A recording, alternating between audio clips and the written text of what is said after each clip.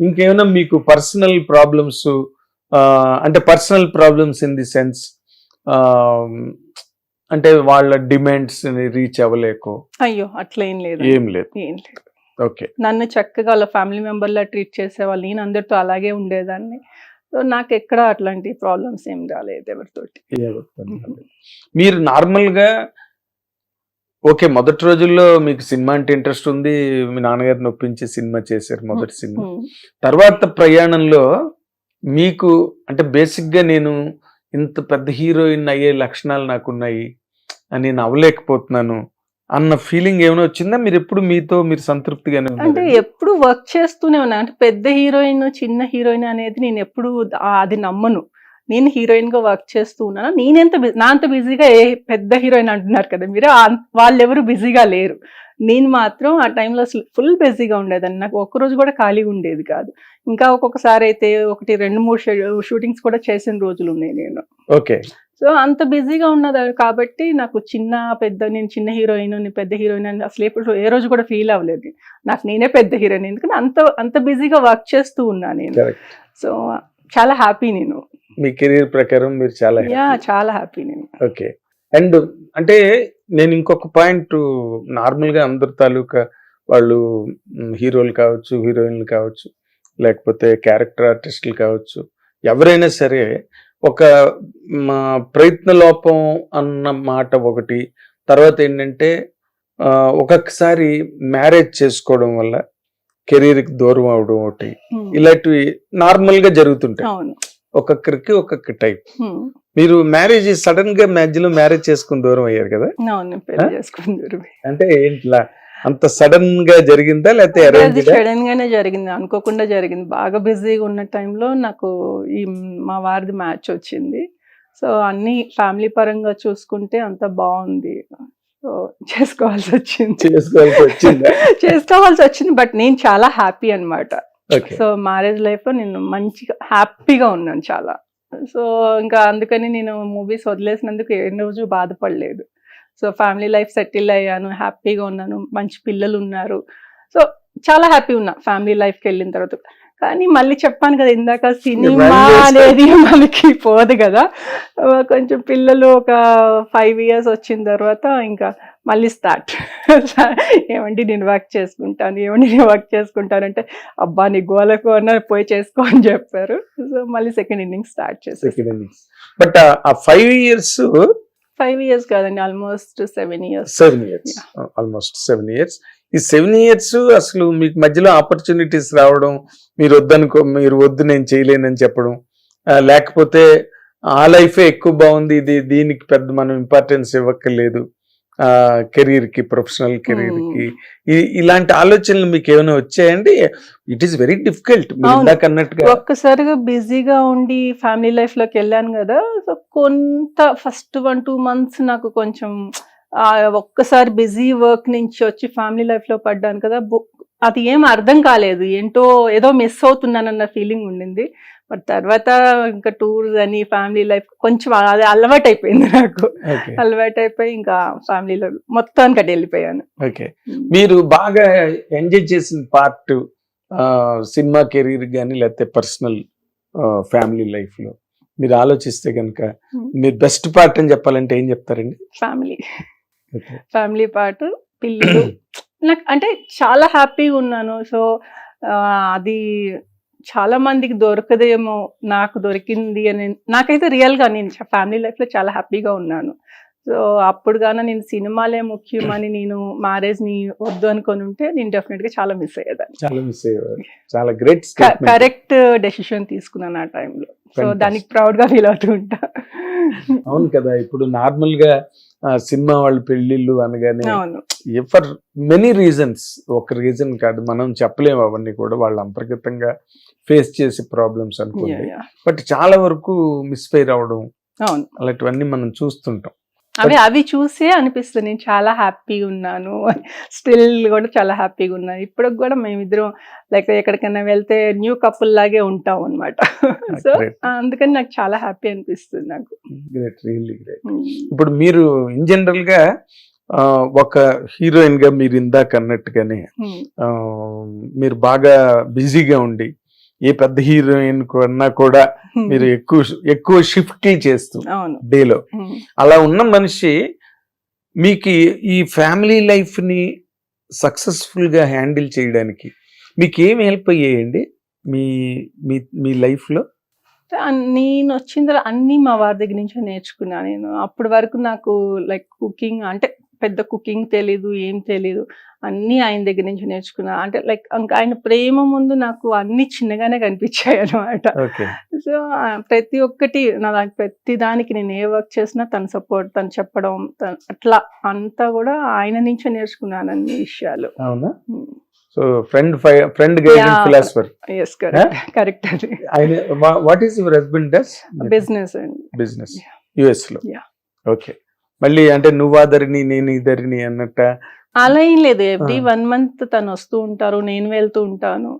So ఇక్కడ ఇండియాలో కూడా బిజినెస్ ఉంది కాబట్టి ఎవ్రీ 1-2 months తను వస్తారు. మధ్యలో ఒక 1 month నేను షూటింగ్స్ ఇప్పుడు ఏమైనా లేకపోతే నేను హాలిడే కింద వెళ్తాను. అందుకే అంత పెద్ద గ్యాప్ అనిపించదు. నార్మల్ గా పై ఊళ్ళో ఉద్యోగం చేసినా ఆ టైం పడుతుంది. ఎవ్రీ డే వెళ్ళి రాలేరుగా. అంటే మీరు అన్నది కరెక్ట్. ఆయనే నాకు అన్ని నేర్పారు, లేకపోతే నేను I have learned everything from him అన్న పాయింట్ కన్నా కూడా మిమ్మల్ని మీరు అడాప్ట్ చేసుకోవడం అనేది చాలా కష్టమైనది. It's a critical point. ఒక ప్రొఫెషనల్ పర్సన్ వచ్చి వెరీ వెల్ ప్రెటీ వెల్ ఇప్పుడు నార్మల్ గా ఐటీ కంపెనీలో పనిచేసే వాళ్ళు కానీ లేకపోతే అదర్వైజ్ ప్రొఫెషన్స్ లో ఉన్న వాళ్ళు కూడా గబుక్కొని హస్బెండ్స్ తో జెల్ అవ్వలేక and they are getting back. అది మీరు దాన్ని ఎట్లా హ్యాండిల్ చేయగలిగారు అన్నది చాలా ఒక కేస్ స్టడీ పాయింట్ అండి. ఏం లేదండి, అంటే యుగో ఉంటుంది ఫస్ట్ ఆఫ్ ఆల్. అదే చెప్తున్నా, ఒకళ్ళకి ఒకళ్ళు అర్థం చేసుకుంటే ఎటువంటి ప్రాబ్లమ్స్ ఉండదు. ఓకే, నీ కోపం వచ్చిందా ఒక 2 minutes అవతల వాళ్ళు వెయిట్ చేసి మళ్ళీ మాట్లాడితే ఏ ఇష్యూస్ ఉండవు. నీ కోపం వచ్చింది, నువ్వు ఒక మాట అంటావు, ఇంకొకళ్ళు ఇంకొక మాట అంటారు, దానివల్ల ఫ్యామిలీస్ అన్ని డిస్టర్బ్ అవుతున్నాయి. అర్థం చేసుకోవడం ఉంటే చాలా ఇంకంతే, ఫ్యామిలీస్ అలా ఉండిపోతాయి అన్నమాట. కరెక్ట్. అర్థం చేసుకోరు. ఇప్పుడు వాళ్ళు చాలా మందిని చూస్తున్నా, నువ్వెంత అంటే నువ్వెంత అనుకుంటున్నా, తర్వాత ఏమవుతుంది లైఫ్ ఏముండదు, విడిపోతున్నారు. ఎంతమందిని చూస్తున్నాం మనం. అవును. అలాంటి వాళ్ళని చూస్తే ఒక్క నిమిషం మీరు ఒకరికొకరు కూర్చొని మాట్లాడుకొని ఇది చేసుకుంటే సాల్వ్ చేసుకుంటే అయిపోతుంది కదా అనిపిస్తుంటది. కరెక్ట్. చాలా మంది చిన్న చిన్న పిల్లలను చూస్తే అదే అనిపిస్తుంది, ఎందుకు ఇంత ఈగోలకు పోతున్నారు. ఇప్పుడు హస్బెండ్ దగ్గర ఈగో ఏంటి, వైఫ్ దగ్గర హస్బెండ్ కి ఈగో ఏంటి, వాళ్ళిద్దరు ఒకటి కదా. సో అట్లా చాలా మంది ఆలోచన లేకుండా చేసేసుకుంటున్నారు. ఎగ్జాక్ట్లీ. అంటే మీ నార్మల్ గా ఫ్యామిలీ లైఫ్ ని హ్యాండిల్ చేయడానికి చాలా మెచ్యూరిటీ కావాలి ఎవరికైనా సరే, even for husband or for wife. ఇప్పుడు దాంట్లో ఏంటంటే ఈ సోషల్ ట్రెండ్స్ బాగా ఇన్ఫ్లుయెన్స్ చేస్తాయి. ఏ పేపర్ తీసినా, ఏ న్యూస్ విన్నా, ఏ వెబ్సైట్ లోకి వెళ్ళినా ఇవే ఉంటాయి. అసలు ఆర్థిక స్వాతంత్ర్యం, మనకి స్త్రీ స్వాతంత్ర్యం అనగానే కొంతమంది రెచ్చిపోతున్నారు. వాళ్ళకి మీరు చెప్పే పాయింట్ ఏంటండి దాని గురించి? అంటే యాక్చువల్గా సంపాదన, డబ్బు, నేను చెప్పానుగా డబ్బు శాశ్వతం కాదు, డబ్బు ఎప్పుడూ ఉండదు. ఒకసారి ఒకరు సంపాదిస్తే ఇంకొకసారి సంపాదిస్తారు. సో హస్బెండ్ సంపాదిస్తున్నారు, వైఫ్ సంపాదిస్తున్నప్పుడు ఇద్దరూ ఈక్వల్లే. అంటే ఒకళ్ళు ఎక్కువ ఒకళ్ళు తక్కువనే ఏం లేదండి సంపాదన. అదేలేండి.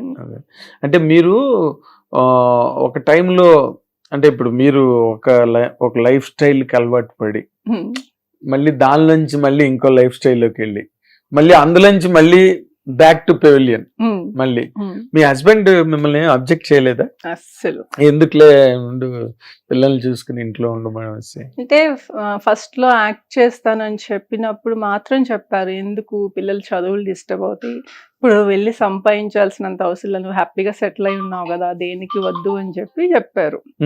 అని చెప్తే నేను అన్నాను, నాకు నిజంగా ఆ టైంలో అంటే పిల్లలు స్కూల్కి వెళ్ళేవాళ్ళు, తను అప్పుడు ఎక్కువ యూఎస్ లో ఉండేవాళ్ళు అనమాట. సో నేను చాలా బోర్ ఫీల్ అయ్యేదాన్ని. అప్పుడు నేను ఇంకా చెప్పాను, నేను పిల్లలు చదువులు చూసుకుంటా, పిల్లలు వాళ్ళని ఫుడ్ కుక్ తో కూడా నేను కుక్ చేయించాను, నేనే కుక్ చేస్తాను, నేను చూసుకుని నా వర్క్ నేను చేసుకుంటాను, అలా అయితే ఓకేనా అని అడిగా. అదే తను చెప్పాను, నాకు అవన్నీ డిస్టర్బ్ కాకుండా నువ్వు వర్క్ చేసుకుంటే నాకేం ప్రాబ్లం లేదని చెప్పారు. సో అప్పుడు అలా డిస్కషన్స్ మా ఇద్దరి మధ్య జరుగుతున్న టైంలో ప్రకాష్ రాజ్ గారిది మూవీ వచ్చింది, ఆయన కాంబినేషన్. అప్పుడు నేను హీరోయిన్ గా మిస్ అయ్యాను ఆయనతో చేయడం. సినిమాలో 3 హీరోయిన్స్ చేశారండి. రాశి చేసింది ప్రకాష్ రాజ్ గారితో. వీడు సామాన్యుడు. వీడు సామాన్యుడు కాదు, కరెక్ట్. ఆ మూవీకి నేను చేయాల్సింది, సో నేను చేయలా.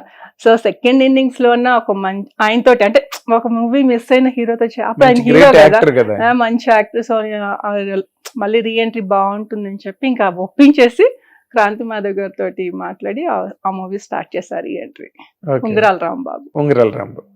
ఉంగరాల రాంబాబు ఈ Yeah. సినిమా. వీడి సామాన్యుడు కాదు, వీడు సామాన్యుడిగా నేను హీరోయిన్ గా చేయాల్సి, హీరోయిన్ గా చేయాల్సింది. అది మిస్ అయ్యారు. అది మిస్ అయ్యాను. సో అప్పుడు ఉంగరాల రాంబాబు చేశారు. ఉంగరాల రాంబాబు చేశాను reentry. Great great. Prakash Raj గారి కాంబినేషన్. ప్రకాష్ రాజ్ అప్పుడు మిస్ అయింది, దొరికింది మళ్ళీ ప్రకాష్ రాజ్ గారు ఒక్కడే.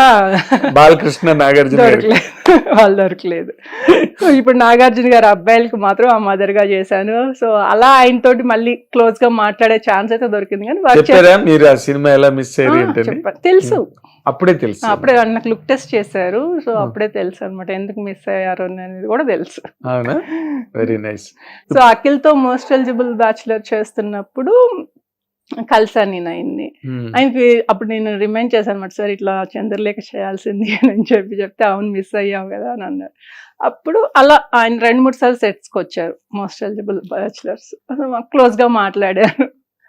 సో వాళ్ళ అబ్బాయిలకి చేశాను, ఆయనతోటి కాంబినేషన్ రాలేదు వాళ్ళు. అదే ఇప్పుడు హీరోయిన్ గా చేసి గబుక్కుని మదర్ గా టర్న్ అయ్యి ఈ ట్రాన్సిషన్ ఎట్లా అనిపించింది మీకు ఒక ఆర్టిస్ట్ గా?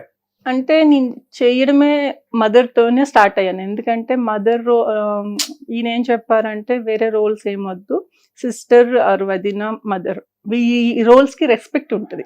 రెస్పెక్ట్ ఇన్ ద మీన్స్ మనం బయటకు వెళ్తే కూడా అమ్మలాగే చూస్తారు, అక్కలాగే చూస్తారు, చెల్లిలాగే చూస్తారు. సో నేను నా కింద ఒక 500 మంది వర్క్ చేస్తున్నారు, వీళ్ళు అందరూ కూడా నేను అదే రకంగా ఫీల్ అవ్వాలి. సో వేరే రకంగా మాట్లాడే ఛాన్స్లు ఎవరికి ఇచ్చేలాగా చేసుకోవద్దు, నా పరువు కూడా కాపాడాల్సిన బాధ్యత నీ మీదే ఉంది కాబట్టి నువ్వు సెలెక్టెడ్ గా చేసుకోవాలి రోల్స్ అని చెప్పారు. ఫస్ట్ స్టార్టింగ్ లోనే చెప్పారు. సో ఇంకా నేను ఓకే మదర్, ఎవరు చూసినా అమ్మ అంటారు. సో అందుకని చెప్పి నేను రావడమే మదర్ గా ఎంచుకొని వచ్చాను.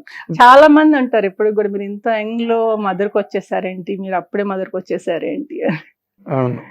హిట్ టీవీ యాప్ ని డౌన్లోడ్ చేసుకోండి. ఇందులో short news, live news, entertainment movies అన్ని అవైలబుల్ గా ఉన్నాయి. Please download Hit TV app. Hit TV app. Hit TV app ని ఫ్రీగా డౌన్లోడ్ చేసుకోండి.